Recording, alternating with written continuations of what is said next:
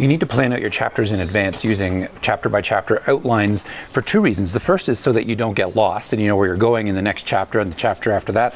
And the second related reason is so that you can immerse yourself in the story world and the experience of seeing and experiencing and feeling what's happening in your story, so that you can write in a free writing kind of way without being constrained by having to figure out your plot development as well as the emotions of the characters. Now, the way to do that is to know that a chapter is a unit of action, and you should structure it around two possible ways of going. The first is around an external action trying to solve a plot problem, and the second is around trying to solve relationship problems. And typically those are related and will create a kind of pacing balance between action and reflection in your story.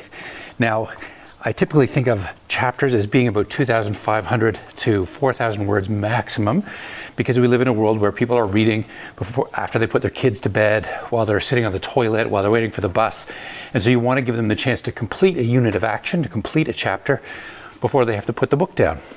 And knowing that your chapters will be 2,500 to 4,000 words allows you to plan them out and plan out your book so that you come in at the word count that you want. You don't end up with too much or too little, because you want to end up probably around 70,000 to 90,000 words, especially on a first book. And it's good then to think about that as being, 25 to 30 chapters in that word count range.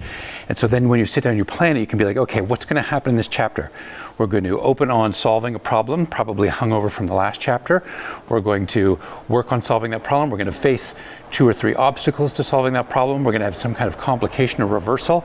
And then we're going to have a cliffhanger before we move into the next chapter, which implies that a chapter is a 3-act structure. And what that's allowing you to do is each chapter becomes a short story that you're writing, and then you are able to finish it and then move on to the next one, so that you're just focused on writing that chapter, not thinking about what's going to happen, because you know what that chapter is supposed to do. You read it before and then you write it. You read the next chapter outline and then you write it.